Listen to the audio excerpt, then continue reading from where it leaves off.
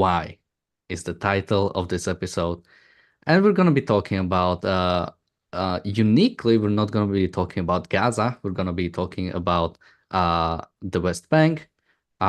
Joining me today is James. Hey, James, how are you doing? I'm okay. How you doing, Daniel? Pretty good, although this topic it is pretty interesting, and I think it's gonna be one of the episodes where I might criticize Israel a bit more than on some of the other shows. But basically, what has happened is that Israel had destroyed 11 homes in the West Bank village al-Kahir, if I pronounce it right. Apparently, contractors with bulldozers accompanied by the IDF troops arrived and basically destroyed, I think, about 11 homes, and I think it was said about third of the village. Just a bit more, just general info. I don't think Israel or IDF has commented on it yet. They were asked to comment, but nothing has came out yet. So we might not talk about this specific case that much. We might talk about what usually in the past when these things have happened, what usually was the reasoning. Um, James, anything you'd like to say about this specific news before we go in? Well, it's interesting that it comes up now in the context of this war, because, of course, this has been an issue for decades. Since 1967, Israel has repeatedly destroyed homes on the West Bank or in Gaza, citing as their reason for when they did it at those times that these were the homes of terrorists. And that terrorists were living in there, terrorist activity was happening from there, and that they were moving against the families as a means of deterrence. If the terrorist loses his home and his family, now is that a proper punishment for terrorists? This seems a rather minimal punishment for terrorists, from my perspective. And if they are truly terrorists, I mean, I don't mean to take it out on families in general, but that means that if the home was used, if the person was a terrorist, they in a criminal fine, let's say a criminal case, you could lose your home as a result of being a criminal. On the one hand, it shows a rather surgical precision. Obviously, they could have bombed the whole village from the air, right? And they could have wiped out the village indiscriminately. You say it's a small village, and a third, these 11 homes comprised a third of the whole village, but they did specify and go into these individual homes as opposed to just flattening the village.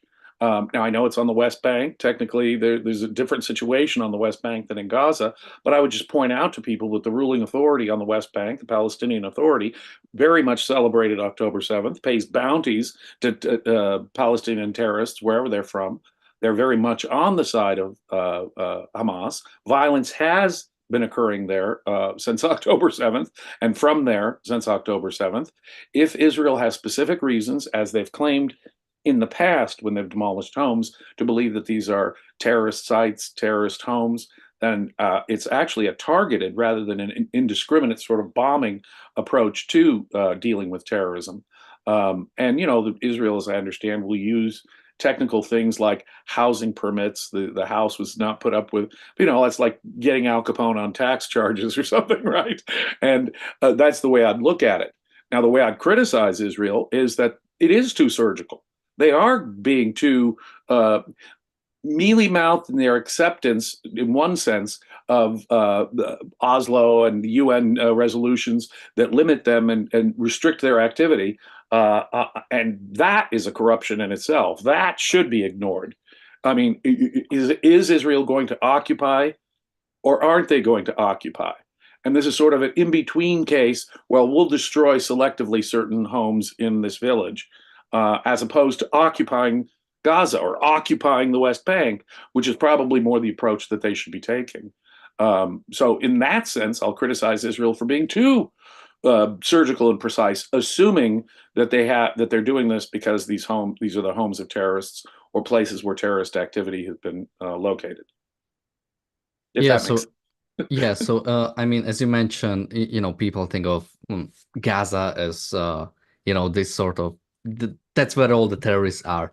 But no, as we said, there were attacks coming from the Palestinian Authority controlled areas since or even before October 7. Since October 7, we've talked about some cases many times. There was that case of a 14-year-old, I think he was a shepherd who got kidnapped, and was pretty much, I think he was presumed dead from the start, and I think the day after was found.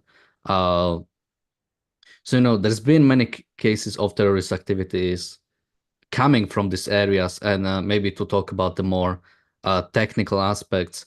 Uh, so, because I know some people actually didn't even know that basically the West Bank is split into three areas. There's the Area A, which is supposed to be fully controlled by the Palestinian Authority. There's a B, which I think is pretty much that both Israel and Palestinian Authority, in a sense, control it, or it's managed together. And there's the Area C, which is completely controlled by Israel.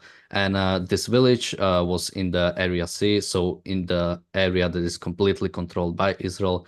And as you mentioned, there was that issue with building permits, which, as capitalists, we probably would be against building permits. And that was my original, or that was at least my immediate reaction, that like, okay, that's probably the stupidest reason to actually destroy those buildings.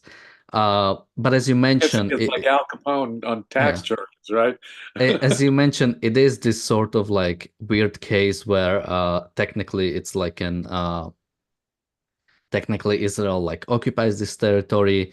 This is an, in a sense, occupied population. I think there is a justification, especially when there are terrorists. I think you can justify, uh, you know, having a say in what these people build. I mean, if they were building, if the Israel could enforce building permits in the Gaza, we probably wouldn't have all the tunnels and under all the UNRWA buildings, basically. Those are Uh, violations of building code laws. Those tunnels, they didn't get permits for those tunnels, did they? So in a sense, even though I would generally oppose regulation, I could see the reason why they would enforce these, in a sense, building permits.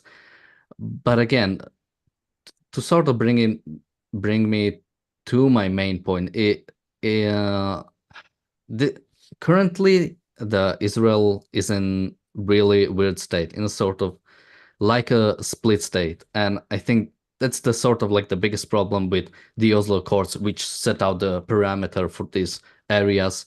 Uh, in a sense, the goal of the Oslo Accords was to eventually reach some sort of Palestinian state.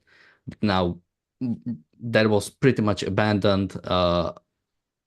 I mean, by both sides, really, which I think it should have. I don't think Palestinians deserve a state, or at least they haven't proven anything to deserve any sort of state, especially whenever they are given power, they are given areas, such as in Gaza or such as with the Palestinian Authority. They every time they use it to attack the Jewish population.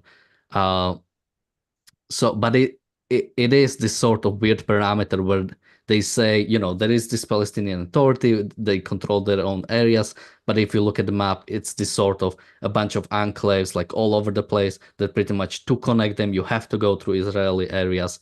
And to sort of imply that they have some sort of control, I think it is sort of weird coming from Israel. I think I would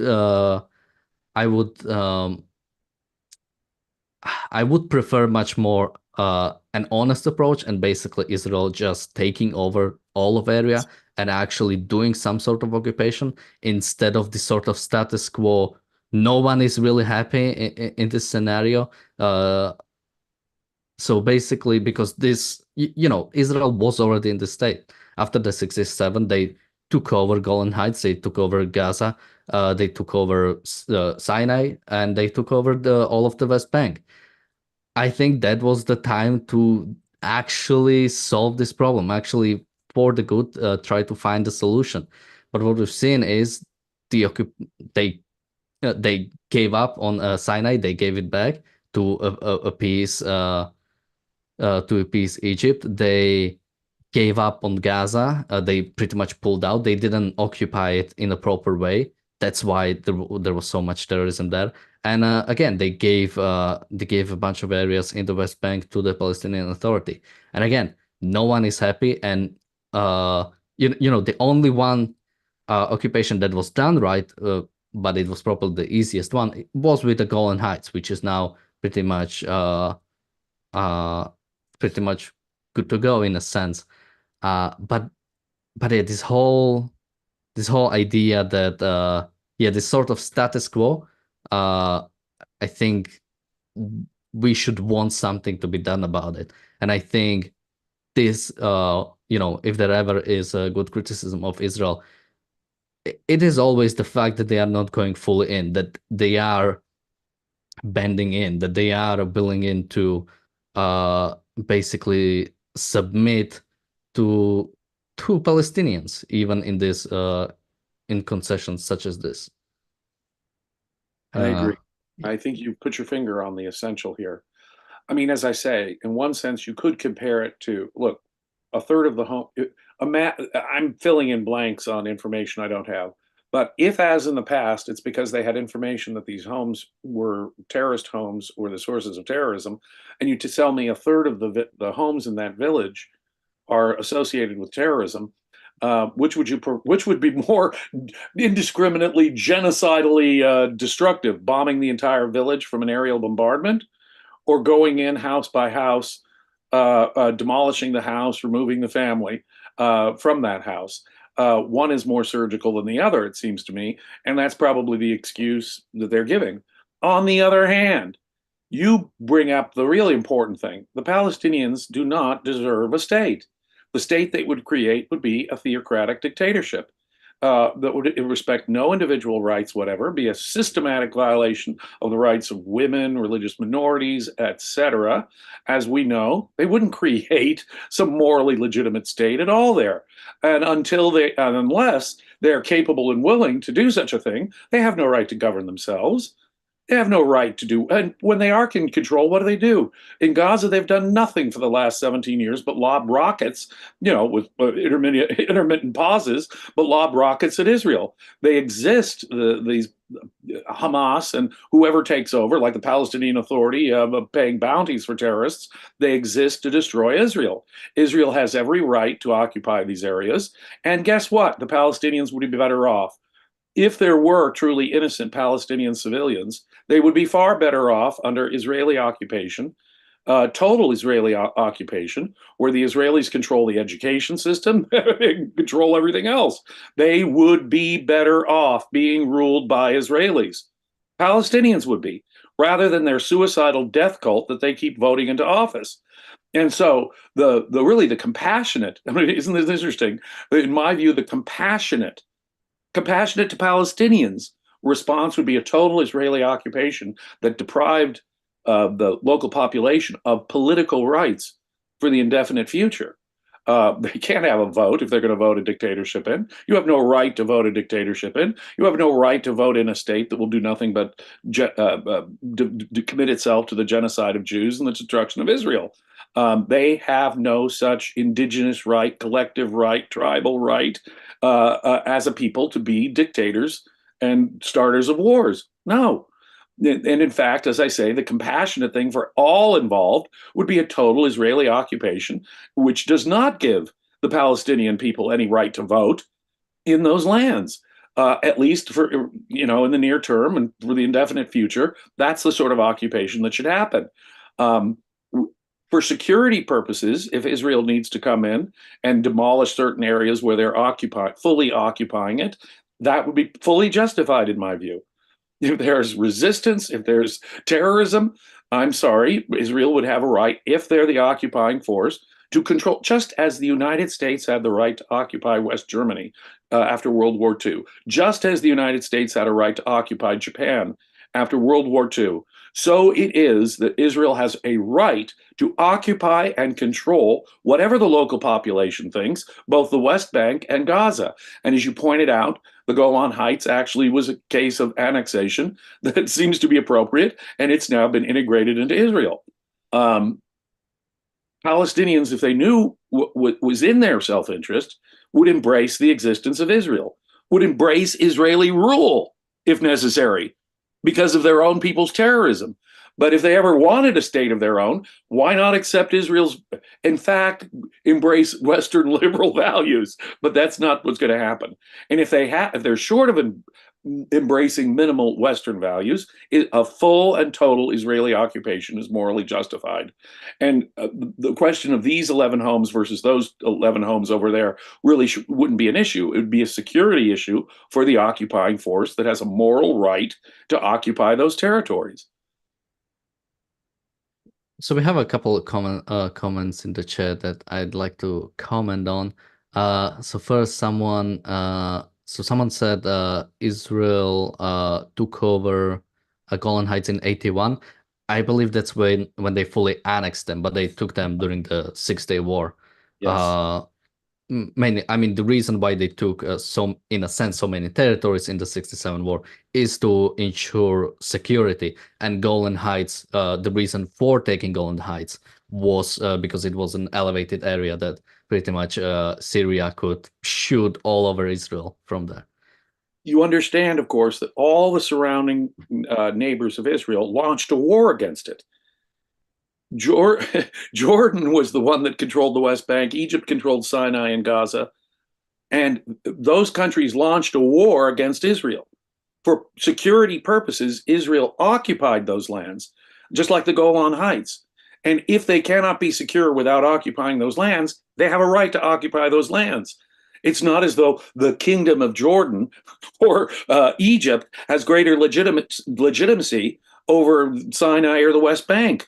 They are not legitimate governments compared to Israel in any case. So if you launch an attack from a certain territory, guess what? The defenders have a right to occupy that territory. And it's no offense to you personally, racially, it's not even genocidal in its intent. Its intent is to protect its own people. Israelis were being killed in Israel as a result of those attacks and wars. Israel had a right to occupy those territories, just as they have a right to occupy them today. This entire moral compromise that says these dictatorial, theocratic Islamic savages should be able to have launching pads for continuous terrorist attacks against Israel is morally depraved. No, Israel does not have to put up with constant terrorist attacks from those areas. They can completely occupy them. The Palestinians in those areas have no intention of setting up legitimate governments that respect rights, that give religious minorities or women anything like equal rights.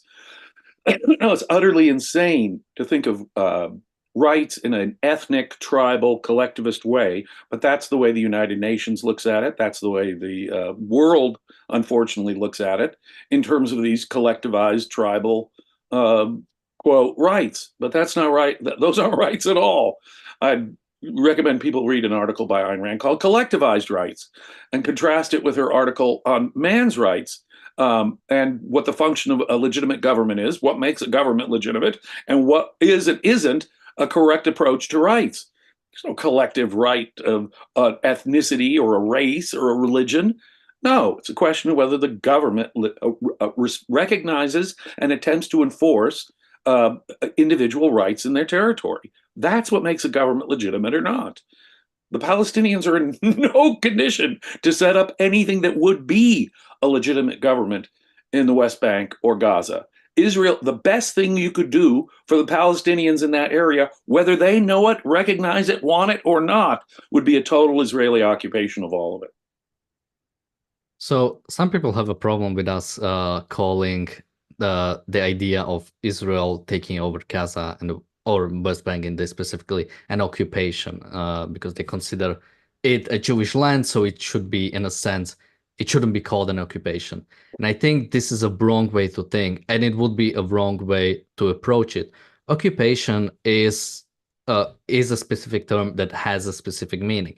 I think the reason why you call it occupation, so for example, the first one that happened in Israel is the fact that even the Arab population in Israel proper would be what are current borders of Israel, excluding Gaza and West Bank, didn't have full rights. They were basically under military rule for a good amount of time until they were given full rights.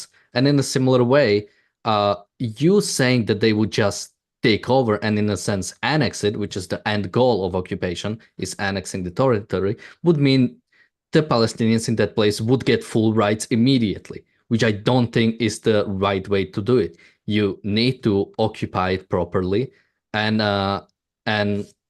basically do the occupation right, leading to an eventual annexation and eventual, well, most importantly, re-education, because many Palestinians, especially the young people, have been completely indoctrinated, mainly because of UNRWA schools. But basically, uh, occupation is, in a sense, this pathway to an actual state, an actual full annexation where all people would have full rights. And someone brought up the example that if Ukraine took back Crimea, would that be considered an occupation? So I just looked up how big.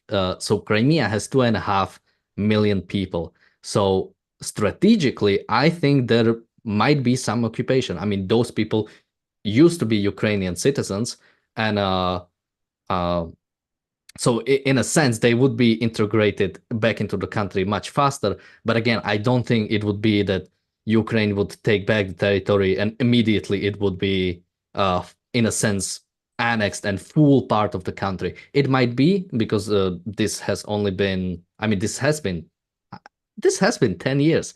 That's a long enough of time, and especially with territories such as Donetsk and Luhansk republics, I think some occupation, we might even see some occupation there in that sense. But what do you think, James? Oh, I think you're absolutely right.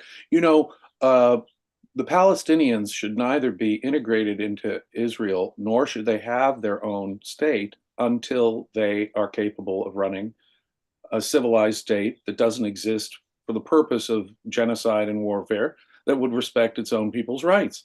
They're absolutely incapable of doing that at this point. So by the time you would say annexation or an independent Palestinian state, it shouldn't matter. They will fully accept Israel. They'll be similar to Israel in the sense that they have a basic respect for rights. They won't exist for the purpose of warfare and genocide. So by the time we get to the point of annexation or an independent state, it wouldn't really matter, would it? Because we've gotten to the point, and again, I'll make my comparison. Great Britain and the United States occupied what became West Germany in the years following World War II. The Soviet Union occupied what became East Germany, the area around Berlin. It was divided up into different areas of occupation because the Allies after World War II said Germans should not be permitted. The folks that just gave us the Nazis, we can't trust them with governing themselves until we are sure that something like Hitler isn't going to happen again. Same thing happened with Japan and the United States. The United States occupied Japan for 7 years. The thought was in the initial couple of years, well, guess what, folks? We're going to be here just as long as it takes to make sure that you don't put up your divine emperor and want to do suicidal wars against the West anymore for the military empire of your divine emperor. And we're going to change that. You're going to accept Western values. You're going to accept individual rights. You're going to accept a parliamentary system. You're going to accept American-type capitalism. And until and unless those things happen, guess what? We're not leaving. And then the minute that happens, is there any problem? West Germans were able to govern themselves. Japanese were able to govern themselves. And the Allied forces wanted nothing more than that day that would come where they could leave, and let the Germans and the Japanese govern themselves. But that is a question. Look, you shouldn't ought to start a war there if you didn't want to be occupied. Once you've started that war, the defender has a right to make sure that you've incapacitated the potentiality for such a war to happen again. That is the right of self-defense. That's the right of self-defense. Translating it to this, by the time the Palestinians deserve a state, it won't matter whether they're integrated into Israel and annexed or whether it's an independent state or not. They'll respect individual rights. They'll want to live at peace with Israel. It won't matter. But until and unless that happens, Israel has every right to occupy the West Bank. In fact, they should for their own security purposes, just like they occupied them after the 1967 war. And continue to occupy them until the security problem is completely taken out. That's the morality of self defense, ladies and gentlemen. Israel is a civilized nation, it's a prosperous nation. Any civilized person in the area would have no problem with the existence of Israel, would welcome the existence of Israel. But they don't, you see. Their patron saints are the Islamic Republic of Iran, where they get all their money. And so long as that's the case, they deserve no state. They ought not to have a state. It would be a corrupt dictatorial theocracy. Yeah, I mean, I made this point a while back, and I hadn't made it in a while, so I make it. I'll make it again. You know, once you get the point where you could have a Palestinian state, that wouldn't be completely founded just to destroy Israel. Once you have such a people, such a Palestinian people, that are not just points, or like their only goal is to destroy Israel, you don't even need that state. You might as well integrate them. Like once you Right. get to that point, there is no need for it. Does it matter? Because the thing that does matter, the thing that does matter is that this is not a aggressively warlike state. The thing that does matter, this is a state that recognizes individual rights. They have to accept a degree of liberal values. I'm sorry. I'm not a cultural relativist. You don't have a right to self-determination if it means a dictatorship. You don't have a right to self-determination because it's your race or your ethnicity or your religion that's controlling the place. There is no such right. There are no such collectivized rights at all. Until and unless a nation accepts, yes, guess what? I'm going to call them, I don't think they're unique to the West. I don't think they're unique to European or American civilization, but I'm going to call them Western liberal values. That is the moral test for a government. And once you've achieved a culture that respects that, it doesn't matter. They would, as I say, welcome the existence of Israel, and whether it was another state of Israel, another piece of Israel, or whether it was its own independent state, really wouldn't matter. They'd be respecting individual rights and they'd be living at peace with their neighbors. Yeah, and just to wrap it up, occupation of Germany was probably the best thing that has ever happened to Germany by the West. I don't mean by the Soviets. The occupation of Japan was probably one of the best things that has ever happened to Japan. And the full occupation of the Palestinian people can be the best thing that will ever happen to those people if only they realize why that is. And I genuinely hope it will once happen. I just want peace in the world, as everyone says. But Indeed, we're the most ones more importantly, I want justice, and justice in a case. who are closely related. But yes, we're the ones who want justice and peace. We want the quick termination of warfare. We want people's rights to be respected. We want a peaceful and free world. It is dictatorship that causes war. So someone says good luck with that, Daniel. So I'm thankfully I don't have to deal with the situation directly. I'm not a prime minister, but Prime Minister Netanyahu know what it takes. He actually has, if only he has read the books he has written, he would know how to solve this conflict. But with that, thank you, James, for joining me today. We'll be back tomorrow with another episode of the Daily Objective and the reality show Extra, which is for members only, both YouTube members and members on our website. So just go into the description. It's just five. I think it's five, whatever currency you are in. So it can be €5, it can be £5, it can be $5. If your currency is much worse or much better, it might be a different amount, but generally it moves around five of the major currencies. So it might actually be even cheaper than $5. And we talk about many interesting things. So thank you again, James, for joining me today. We'll be back tomorrow, and bye-bye. Bye bye.